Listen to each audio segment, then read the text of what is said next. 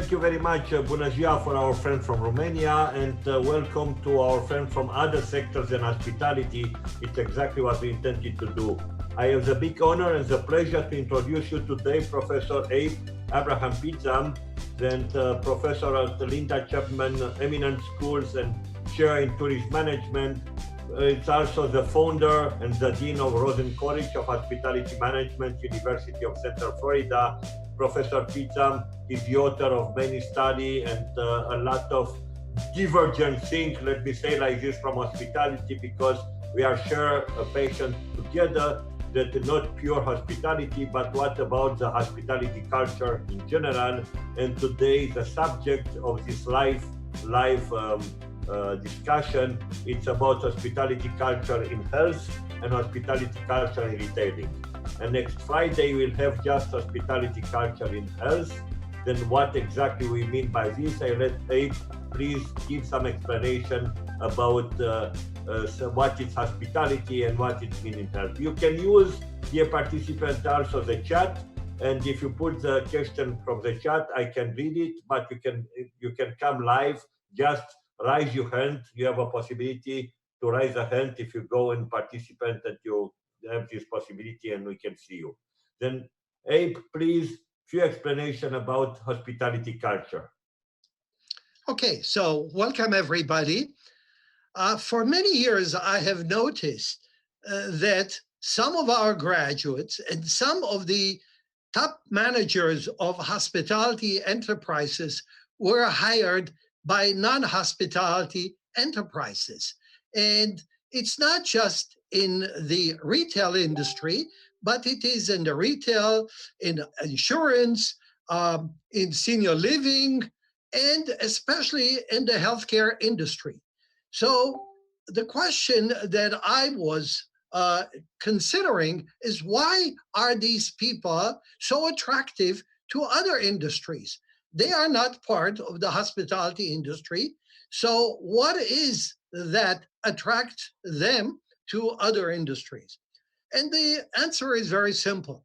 What attracts them is a culture of hospitality, is a culture of treating customers, employees, stakeholders in a particular manner, which results in high satisfaction and repeat business or customer loyalty.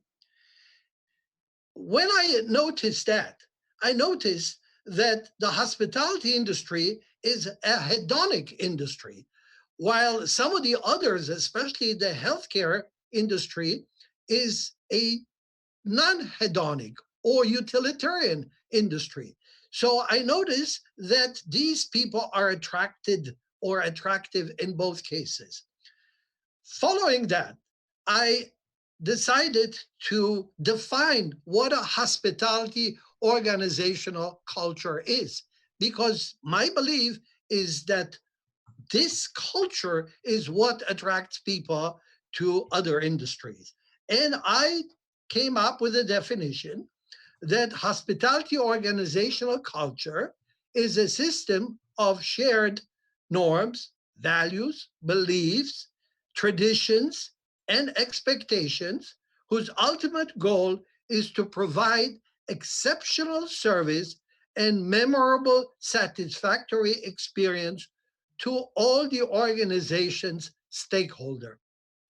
In other words, it is not enough to offer a satisfactory, exceptional service to the customers, but in order to make sure that we practice a hospitality organizational culture, that satisfactory experience has to be offered to all the stakeholders. That means employees, that means owners, that means suppliers, that means everybody who has a stake in the organization.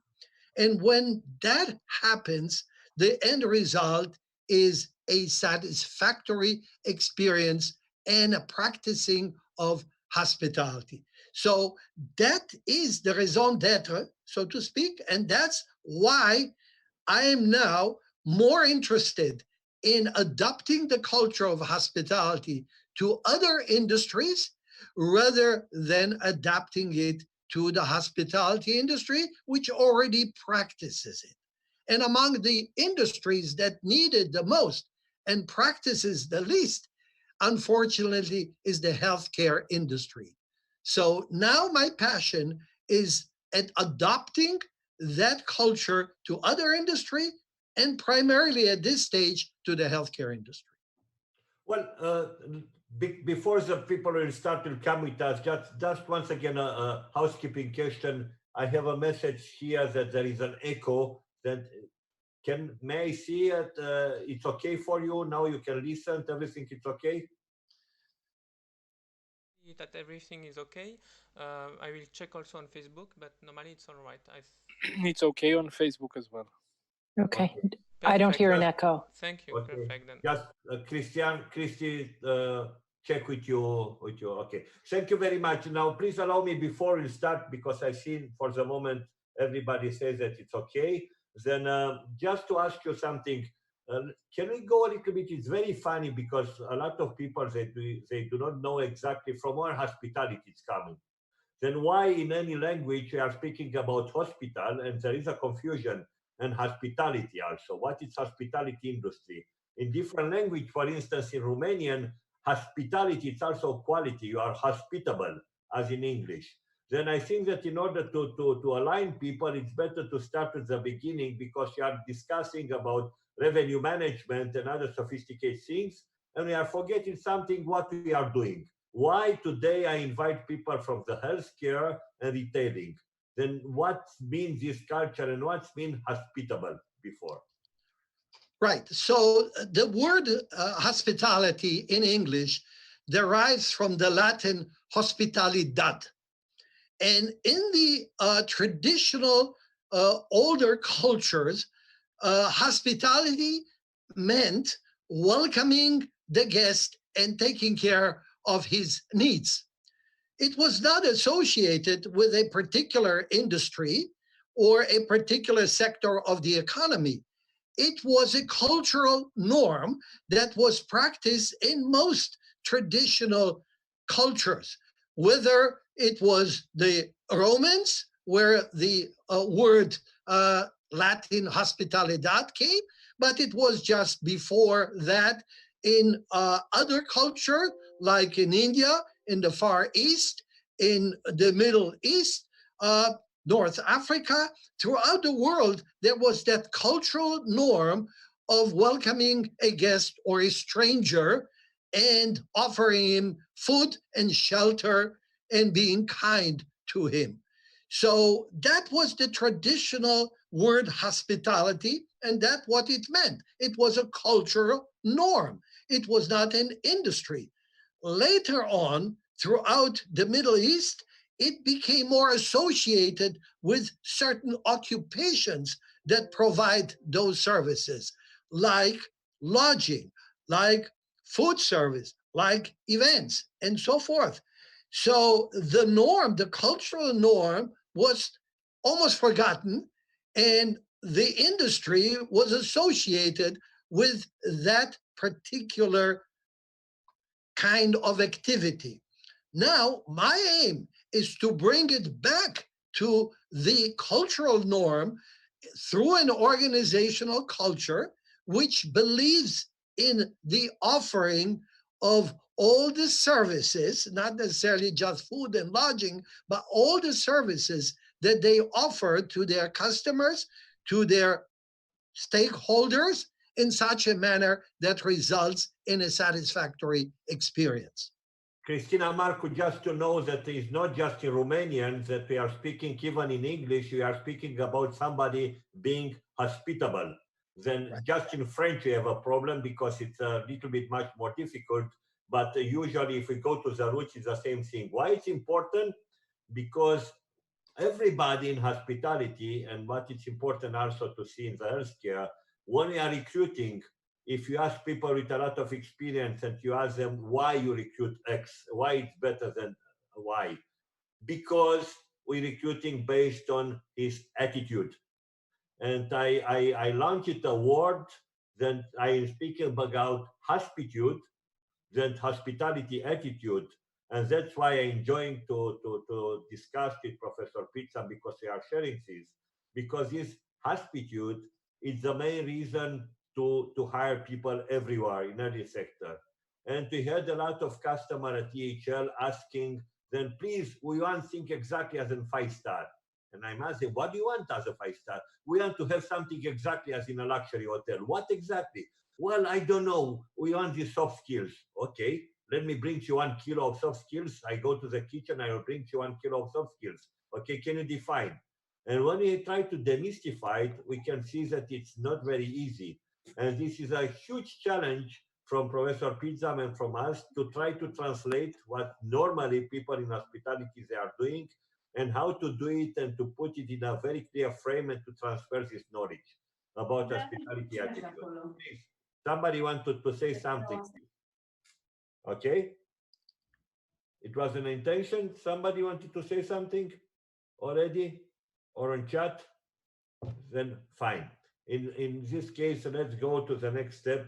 We discussed what is hospitality now. Then I'm very curious to know, what do you think that in health, it's very important hospitality, Abe? Okay, so when the medical profession started operating, and that was probably thousands of years ago, they had the science combined with the art.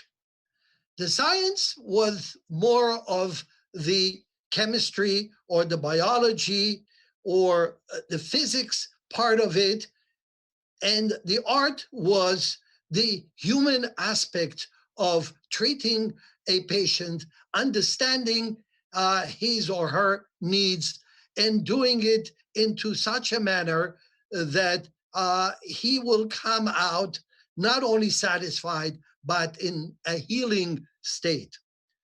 Over the years, the balance between the science and the art shifted more to the science. And today, the majority of professionals or clinicians that come out of the medical field, whether they are physicians or physician assistants or nurses or lab techs, practice more of the science and less of the human aspect or the art. However, we know from hundreds of studies that the psychological and social effects on a patient are extremely influential on his or her well-being. A physician by the name of Engel suggested more than 50 years ago a model which is called the biopsychosocial model. The biopsychosocial model says that the well-being of a patient is affected not only by his or her biological state or condition, but also by his psychological and social state. That the other two elements are as important, or sometimes even more important, than the biological state. And in order to treat a patient and have positive results, you have to pay attention to his or her psychological as well as social aspects. Now it is double important. Why is it double important? Because the medical field is being pressed and pushed to become more effective, more efficient, which means that doctors and nurses spend less and less time with their patients.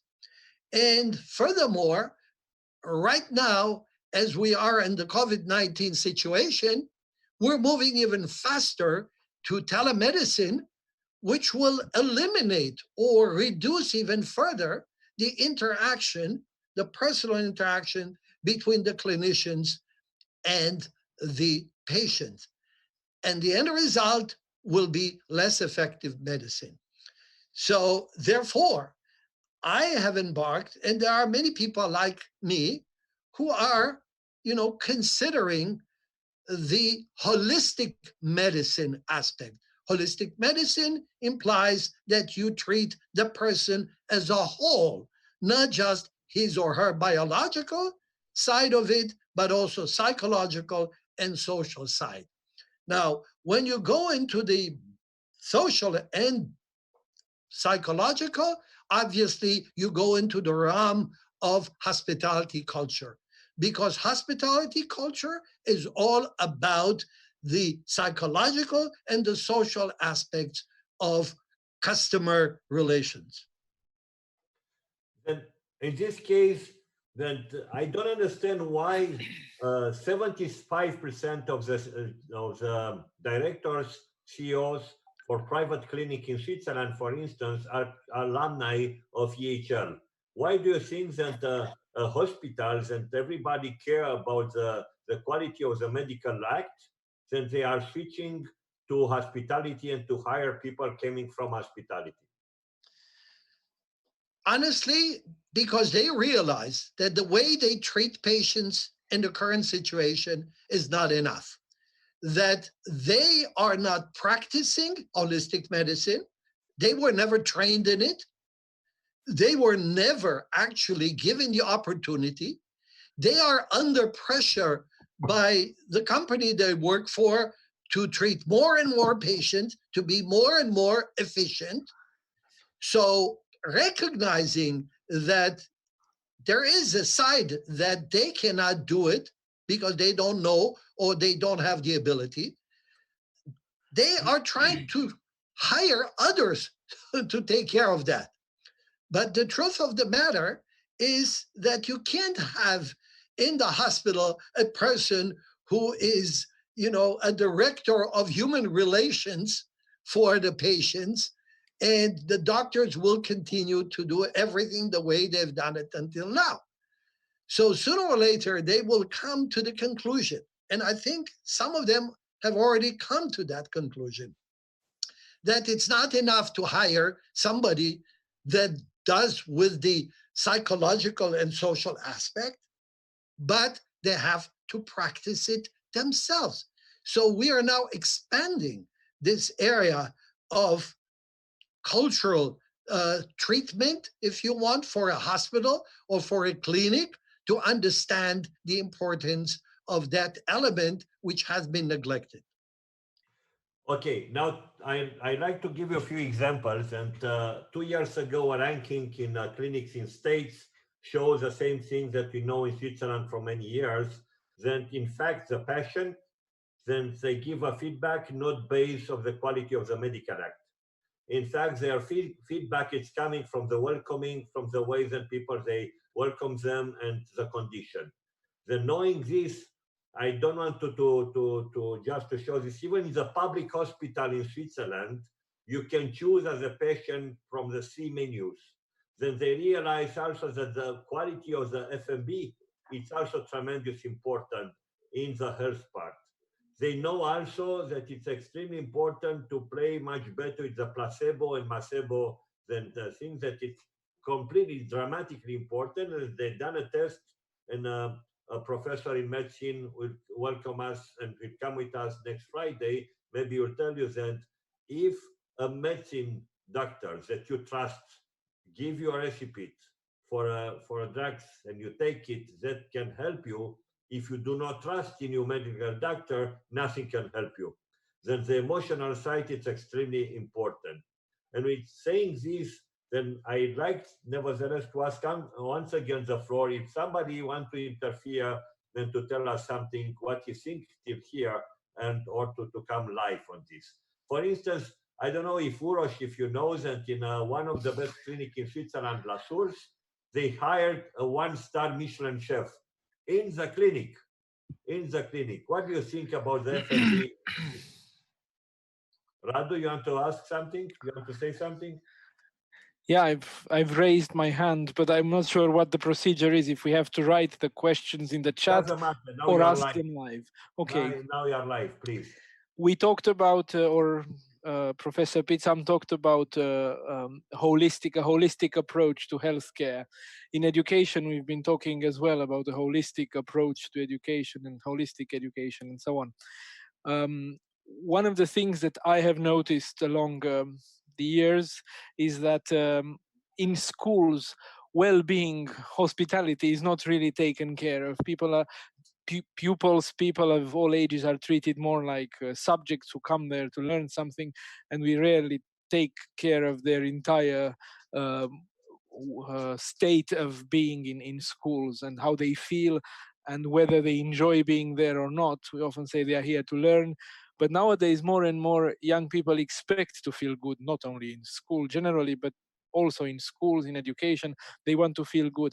How do you think, or how do you see that we could bring the concept of hospitality closer to education, or the sector of education closer to the concept of hospitality?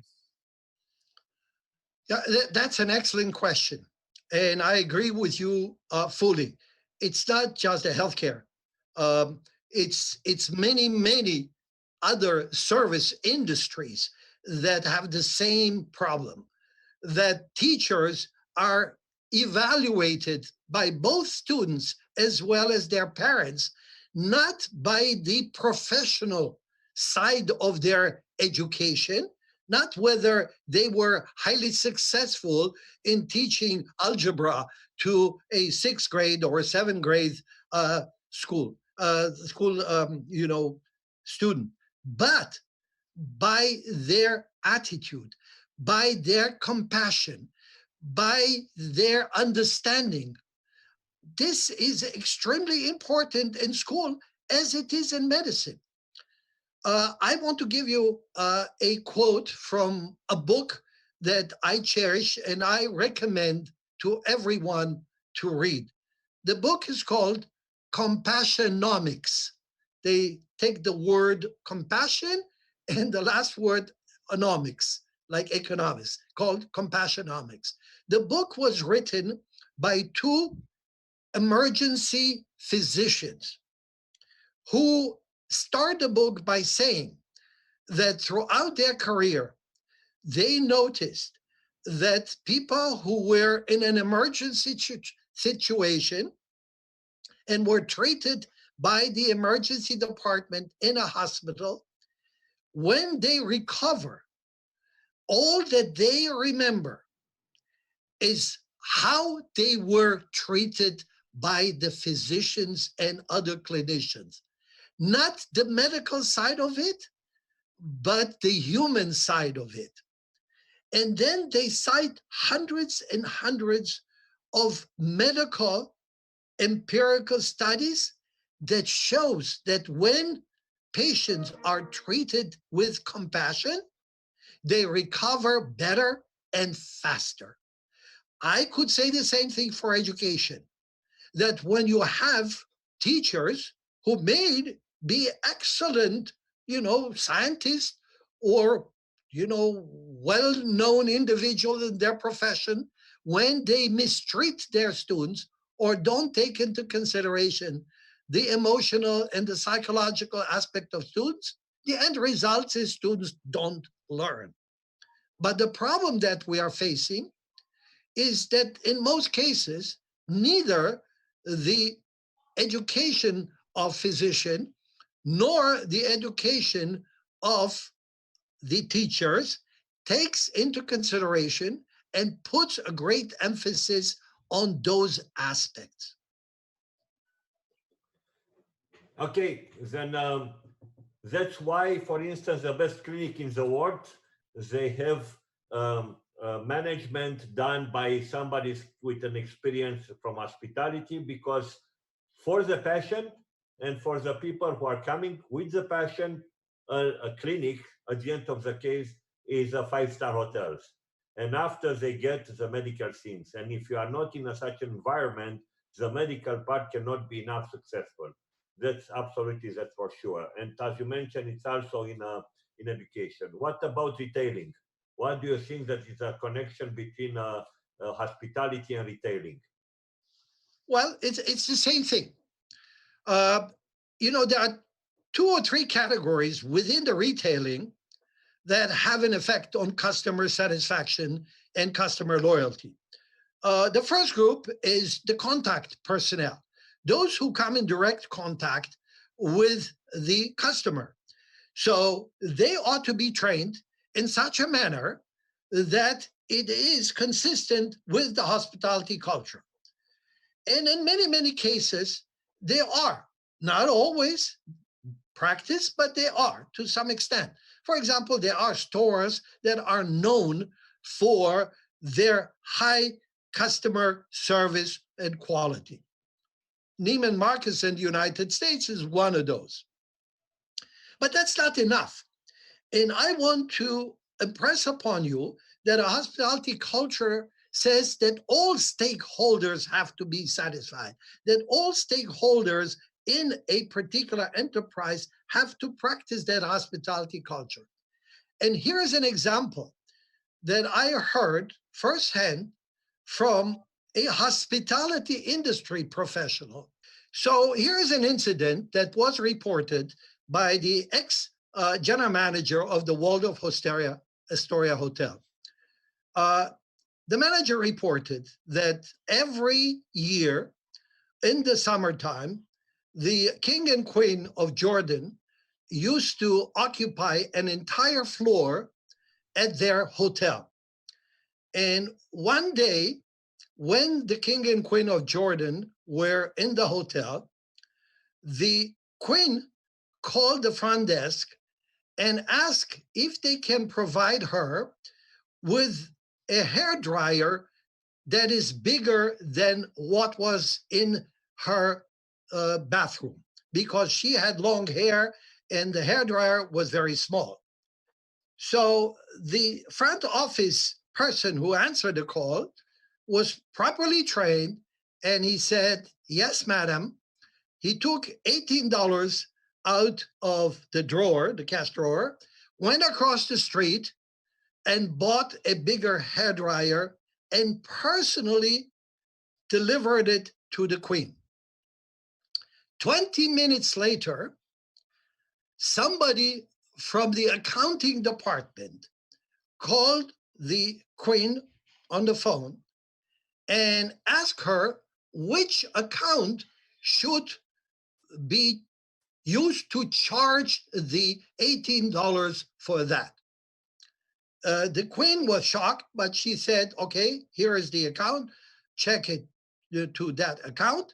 And then she turned to the king and says, "We're leaving the hotel right now. If they're so cheap that they charge me $18 for this hairdryer, which will remain in the hotel, I'm not taking it with me, and I never intended to. I don't want to stay in that hotel." And the king and all his entourage left the hotel and never returned to the hotel forever.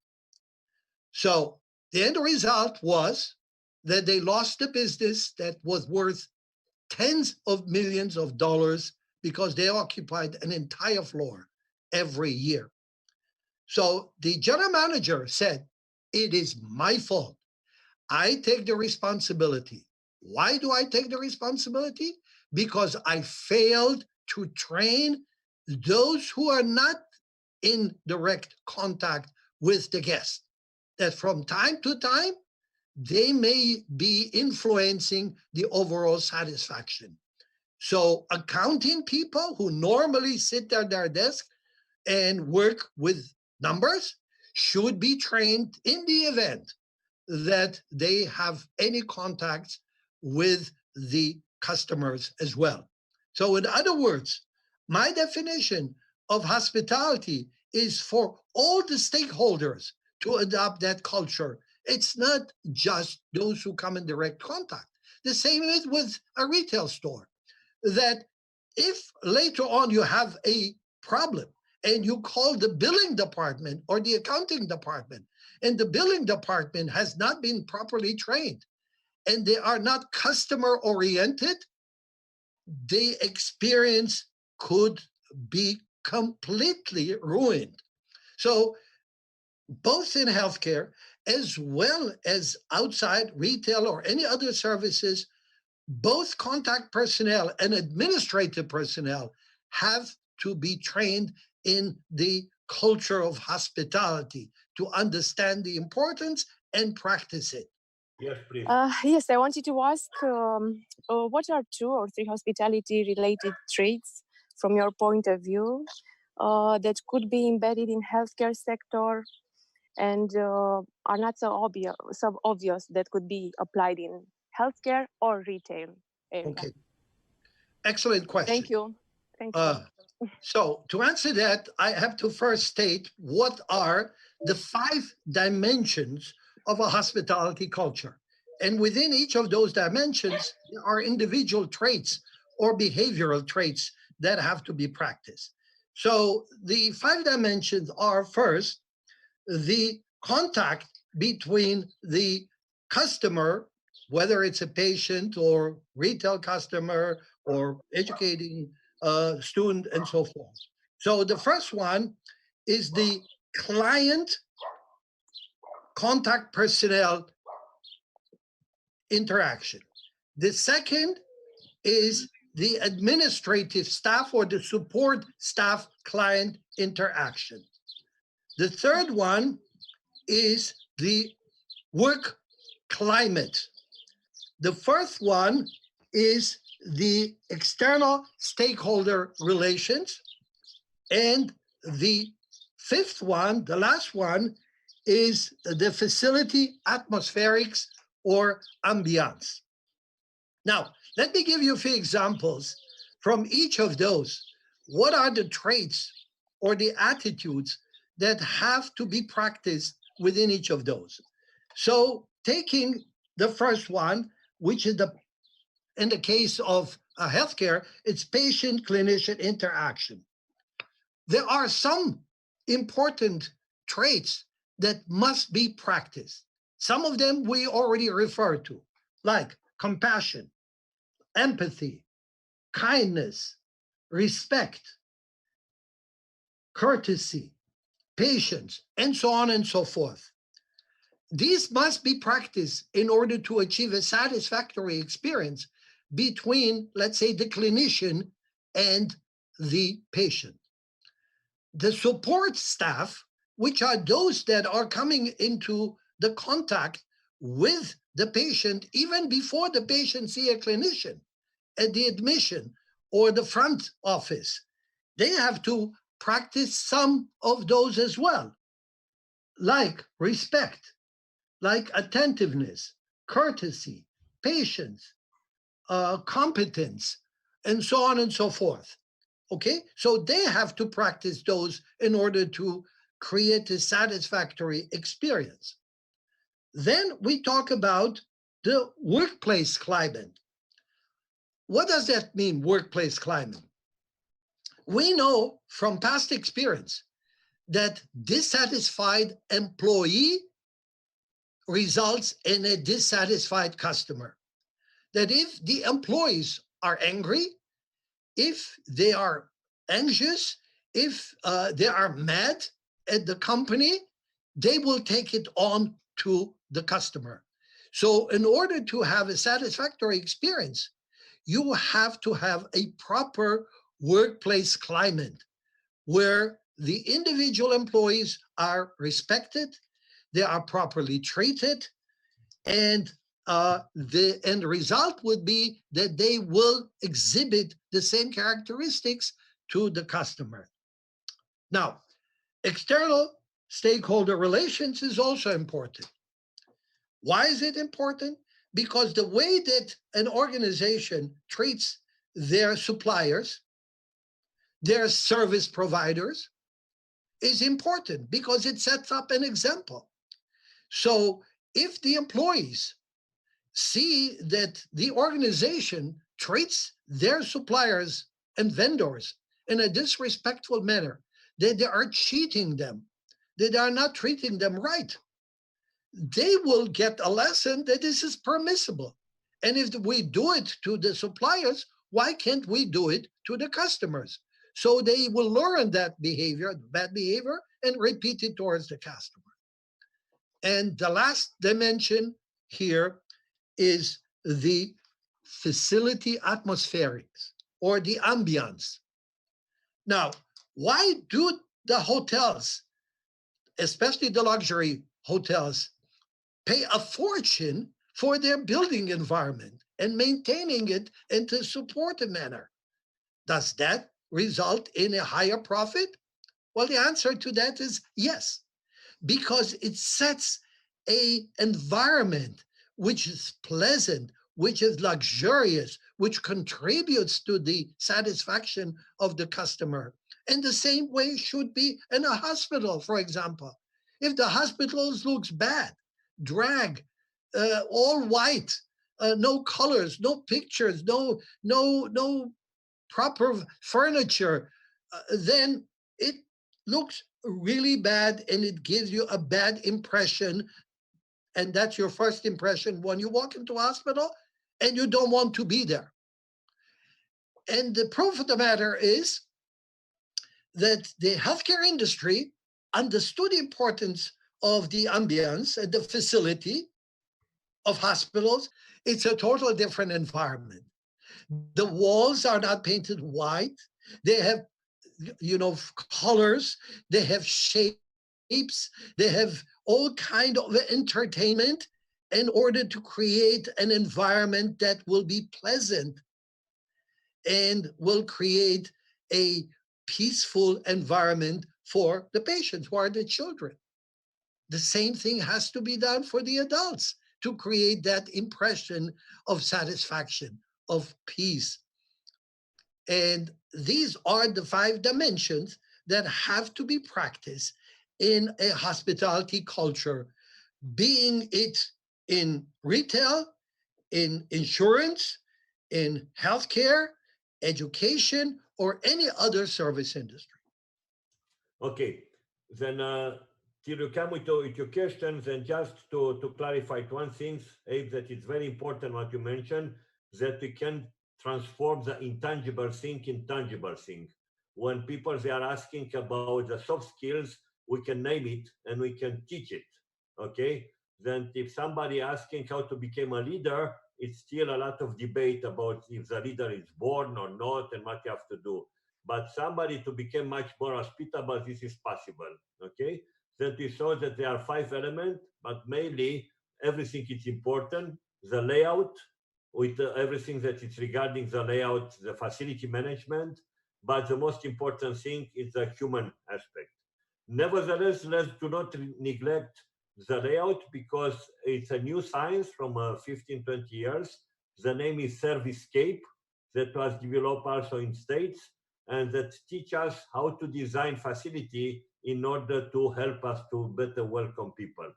Now, what will be the quality that if clinics will ask us and will ask you, look, I have a net profit indicator very low, then tell me what are the most important elements to do it? What concretely I have to do in my clinics?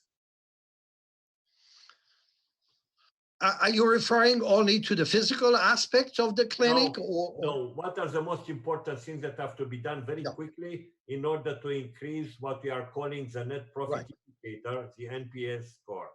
Okay, so there's no doubt in my mind or anybody else's mind that deals with this subject that the contact personnel has to be trained first.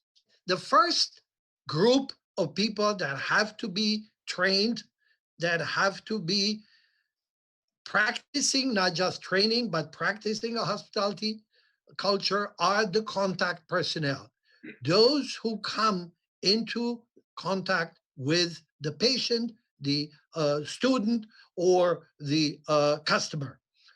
They have to understand the importance of it, and they have to practice it, because many of those say, oh, we know that very well. We know what holistic medicine is. We learn about it in school. But who has time for that? We're under pressure to produce. We're under pressure to see that many patients per day. It used to be half an hour, and now, and this coming directly from a physician that I talked to, and now I'm being told that no more than 15 minutes. So who has the time to ask the patient, how is your family? Has there anything happened in your life beyond, this physical condition that we're treating? So that's the first element. The second element that needs to be treated is the support personnel. As I said, the ones who still come in contact but are not clinical, whether they are in accounting, whether they are in food service, whether they are in any other department, but they nevertheless come in contact with the patient or the educator, and so on and so forth. So those two come first. And then, of course, the others have to follow. But if you were to place, the importance or the weight of importance on any of those 5 elements, the first 2 that I just described are the most important. Then, Abe, we have a very interesting question now that if we can take hospitality to people's home, now that restaurants are closed, how can we develop service that brings the industry to people's home? Not just food delivery, but full service. Is that an option? And it's very interesting because, in fact, we started the beginning about the definition of hospitality, and I will say the question, how can we bring back hospitality home? Because hospitality starts at home, okay? Then in which way we can do it?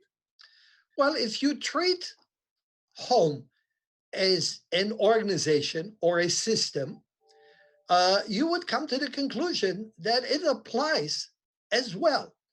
Because the whole notion of hospitality organizational culture is based on general system theory.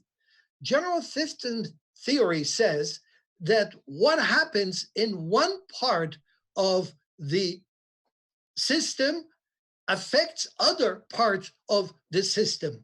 And you cannot just isolate one part of the system and, treat it without having an effect of the other parts of the system. So a family is not a biological system, but it's a social system. And when you are closed in, as we are right now, with the family members by themselves, we need to understand that how one member of the family feels and exhibits behavior will affect the rest of the family. So, like any other system, it has to be treated as a whole, in a holistic manner. So if the children are miserable, and if they complain that they have nothing to do, and they are bored out of their mind, you can't say, well, that's your problem, okay? Everybody has the same problem, and be a man or be a woman and stop complaining, okay? That would not help. You have to practice it in such a way that you understand that it affects the child, it affects you and the entire family. So that's what I meant by a hospitality culture in a social system. And social systems could be large organizations and also small organizations like families. We have another question that Ionuț, you want to ask you directly. Just please unmute your microphone, Ionuț, and please ask your question. Or yes. Joel, please unmute microphone. Yeah, okay, thank you. Thank you. Ionuț, please. Hello, Mr. Abraham. Hello, everyone. Hi. What I want to ask you that it's usually happening in this hospitality industry, it doesn't matter exactly the area, but in this industry, we meet sometimes different customers which want to push our limits and asking more and more requests. How can we manage this and remain happy with our answers to them? Thank you. Well, that's an excellent question, because this is many, many, many times the excuse of those who treat customers in an unprofessional manner and say, this customer is always, demanding more than anybody else. And he's a rough case. And we put enough with him or her. Okay? And it's time to get the right thing and tell him in his face or her face that this is not right and this should seek the business elsewhere. So let me give you an example from Neiman Marcus. Neiman Marcus, for those of you who are not familiar, is a retail store that is known in the United States as providing the best customer service. And one day, a person decided to test, the extent of the employees' customer orientation at Neiman Marcus.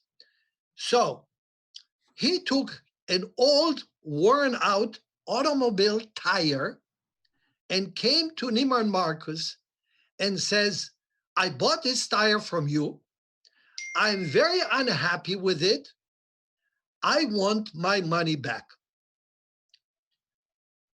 Everybody knows that Neiman Marcus does not sell tires. And furthermore, that tire, even if they sell tires, it was totally worn out. So it was past their warranty. But the person who was handling it said, sir, I have only one question. And he says, okay, what's the question? He says, how much did you pay for that tire? And the person says, $68. The customer service employee took $68 out of their own, cash register, gave it, and says, our apologies for this. Please keep the tire to yourself. Here is $68. Now, did they lose $68? Of course they lost $68. Of course. But what reputation they got is unbelievable, because that person went to the media and publicized that, and the value of that good deed, I call it good deed, was in the tens of thousands of dollars. So sometimes you have to swallow your pride. And another example, there is a famous supermarket in Connecticut that has a sign up front the door. And the sign says, the 2 rules of customer satisfaction. Rule number 1, the customer is always right. Rule number 2, whenever the customer is wrong, reread rule number 1. What does that mean? It means that we know that the customer can be wrong numerous times, but we treat the customer as if he or she were right. And by doing that, we create a hospitality culture where the customer comes first. And everybody knows about it. And yes, from time to time, you will be taken advantage. There is no question about it. And there are, dishonest people who will take advantage of you. And there will be some losses. But the overall is that you will get a positive return on that investment that you made. It's very interesting. And now you mentioned about what very good suggestions that we are seeing this in hospitality management service recovering. Is how do you take advantage of a mistake and to show to your clients that you've done much more than he expected, and to increase the loyalty. But you mentioned also something about the retailing now, and you give an example. And now I see that Gerardo Moncillo, who is the CEO of Remark, this is 100% retailing with a large experience in Metro in retailing. Maybe you want to make a comment, because for the beginning, the Remark Romania, they create an education division, and before Gerardo, he started Gerardo Moncillo Academy, extremely important, and he knows better than anybody else how to use better hospitality in retailing. So I fully agree with the Professor Abraham when he says that the customers is the most important, let me say, player in the game of the relationship with the customers. For sure, I can say that the needs of the customer are a little bit changed from some years to today. Because today there are not only the competitors with a better price, with a better store. It's finished this kind of wow when the customer arrived into the commercial center, in the hypermarket, etc. The customer today knows much better what he needs. Correct. He's prepared to select the product. And in this kind of game, still the employer, the interface into the store with the customer is the most important. Let me say interface with the customer, because customer need to be comforted, to be supported in what he want to. He decide already to take something because he's informed, but to have close to him somebody of the company helping him, yeah, to confirm to him that it's a good decision to select this product and another. It is what the customer needs today. At the same time, what I making the comparison, because sometimes it's important to make the comparison with the past and from some years ago today, what's happening. Sometimes is the customer a person who don't know what you are doing for him. And it is again a mistake that the company does. We don't have today the capability to inform the customers properly. We make a lot of communication programs, marketing programs, but finally, the customer remain a simple guy or person who come to you just to buy something or to receive something. For this reason, I understood very clear that you need that your employees who are in front, in first line, must be well informed. In other words, without personnel, without skills, forget the good relationship with the customer. Forget. Correct. Many times the employee prefer to escape, to disappear in front of the car because he is not don't know what to answer to the customer. Just yesterday I was in one hypermarket in Bucharest and it was the same example. I just asked to an employee working in a specific department, eggs. Department eggs, we can say, not anymore in the eggs presentation. And that's the information. He stays some seconds to think, and finally he said to me, sorry, I work in the eggs. So I know the situation, and for me it was not a surprise. So today, what I am doing to do is to improve the skills of the employees working in the store. Employee must be informed about what is in assortment, what is new, what is the production of some products. That means also that the inside the customer or inside the colleague, the purchase colleagues must be related with the people on first line.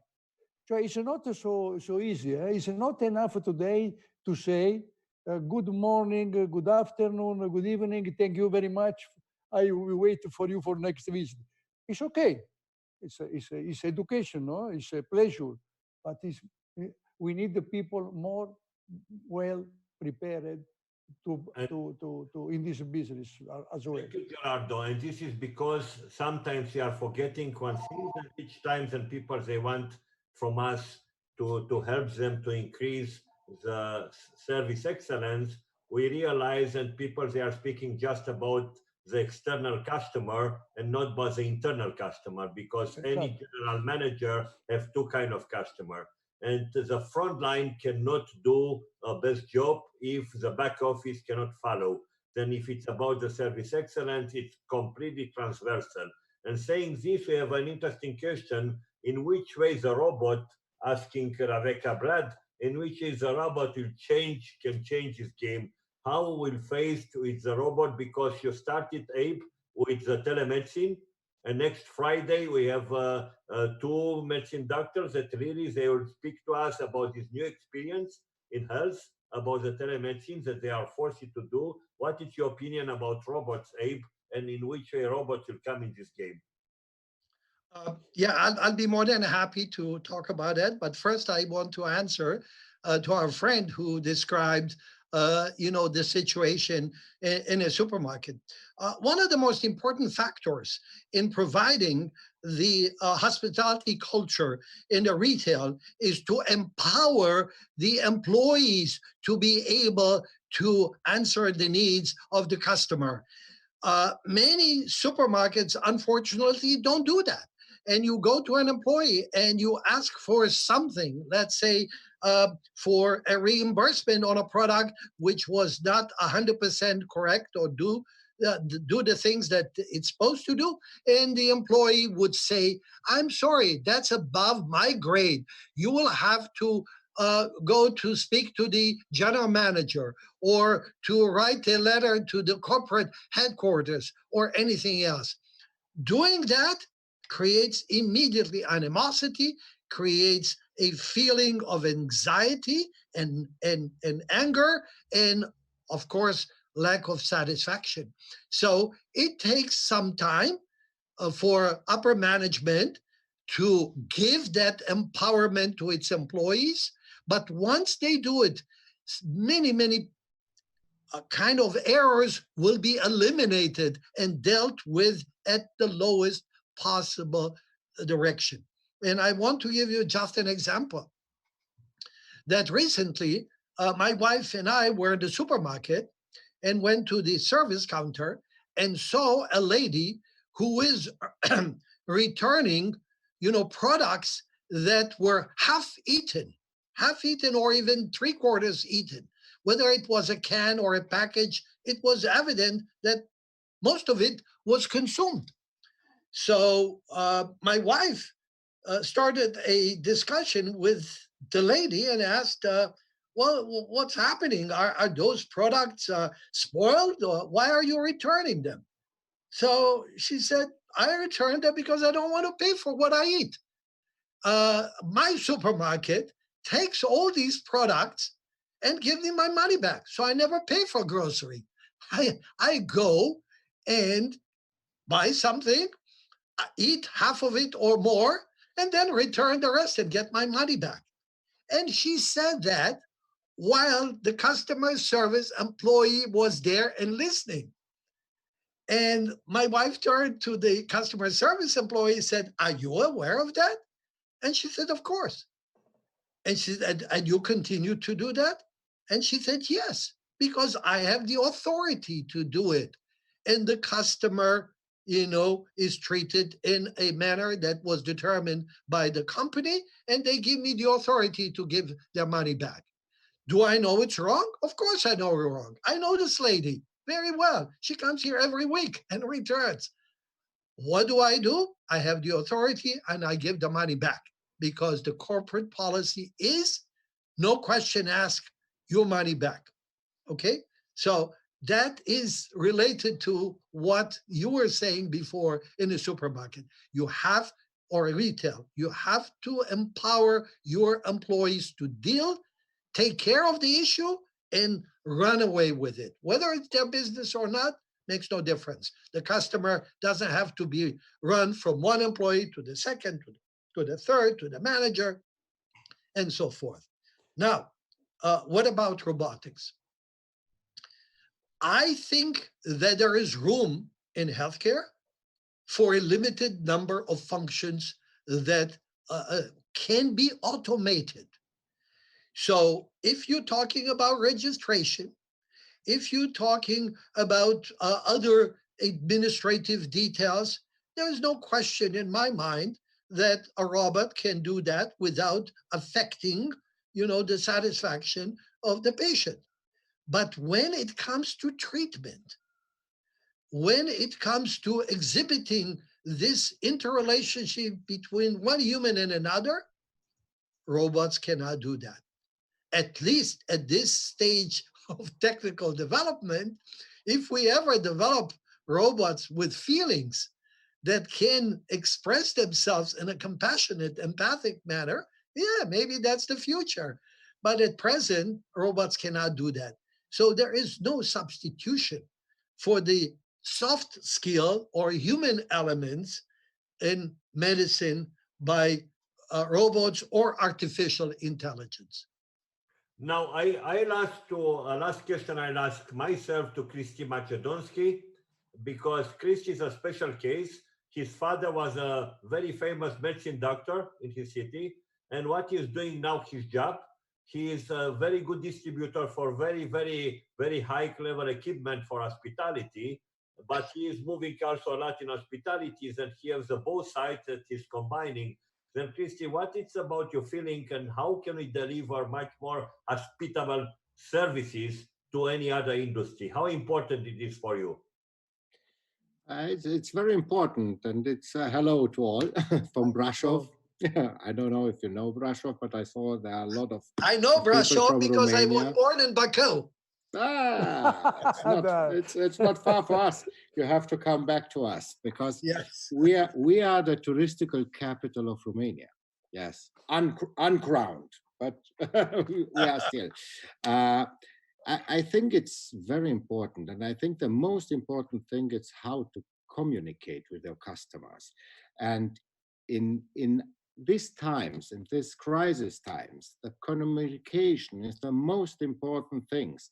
The customer, they want to be informed what you are doing for them, what you are preparing for them, how good you are prepared for the reopening, for example, for hospitality, because we just had a conference with a state secretary of tourism to see what we have to do and what we have to prepare to open the restaurants.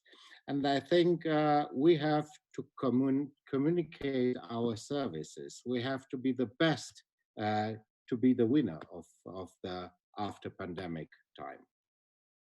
Thank you very much. Communication is number one, no question. Okay, then now it's, I'm very happy. I don't know if there is any other question from the floor. I have one, Ray, Kalim. Yes. Please, Kalim, please. Professor Abraham, you said there is a connection between work values and career choice. Is there a connection between birthplace and career choice? Absolutely. Absolutely. I would say that not every person on this globe is suitable for some of those occupations that require, human interactions and high customer satisfaction. And when you recruit a person, you have to look overall at his skills, at his attitudes, at his behavior, and decide whether that person is the right person for that kind of job. Because if the person does not have those, it's very difficult to teach them when you don't have the basics. So definitely career choice is affected by that. And by the way, I had the opportunity of sharing a lot of my philosophy or my information with medical students. And I say to them, some of you might be better in scientists in medicine than medical professionals. And you should consider, if you see the interaction between you and a patient as a pain in the butt, excuse me for my expression, then this is not what you should do.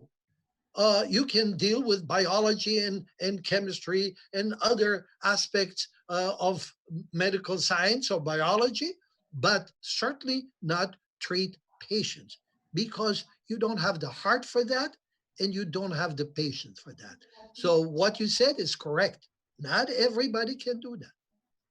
Thank you. I'm very happy to hold this discussion today live, because we had a debate before. I have to share with you that in Romania today it's a special day, because starting with tomorrow, and everything could be free and people are free, freedom, yeah? And everybody prepare already to go in the weekend. And it's in Romania, it's Friday, it's 8 o'clock. And a lot of people say, forget, nobody will come in this discussion. And it was a record. No, that it was the best discussion. And before we leave you, please, can you repeat the 5 most important elements to take home? Because it's not just something intangible, it's not just a pure coffee discussion, it's also a lot of concrete things that people can learn about. The 5 things to repeat once again: what creates this excellence in the services coming from hospitality? Okay. So the 5 dimensions are, in the case of healthcare, and we can do the same thing for retail, is patient-clinician interaction, patient support staff interaction, workplace climate, interrelationship with the remaining stakeholders, and last but not least, facility atmospherics or ambience. These are the 5 elements that have to be in an organization in order for it to be able to practice a hospitality culture. Thank you very much, Abe. If there are no other questions, and then just dear friend, I wanted to tell you that our collaboration will start from now on with Professor Pizzam. We intended to do a lot of things together, even if we have a distance between ocean between us. But today, all these tools will help us to close this ocean and to have Professor Pizzam also back in Romania to other conference. And this is colleague from Rosen College. It's just a new story that it's happened. Then and also we do in Serbia. And for next Friday, I hope that people will be inspired about this discussion. We have another 2 guests. We have the CEO of Medicover Clinics. He's a medicine doctor, and he's very, very, very keen of hospitality and how to apply hospitality and service excellence. And we have a top personality from Switzerland, Professor Darioli. And he is the intelligence of everything what it's happened today, and he's also one of the most important researcher in everything it's about cholesterol and cardio things. That you'll see that we have a discussion about how to become much more hospitable in the health. In the same time, I want to inform you that for people from hospitality, we'll have a series of 6 seminars on revenue management. Professor Tudori was very successful. This time, you are welcome to come back. Then from the people in the Kalinile organization, they have an important discount on this and pay also that it's peanuts, but we wanted to test it also the way that people will react. I want to thank you very much, to wish you a fantastic weekend. And Professor Pizzam, thank you very, very much. People, they really appreciate it. I saw a lot of very nice comments. Thank you all and have a nice weekend. Thank you. Thank you very much for the honor. Thank you very much. Thank you very much.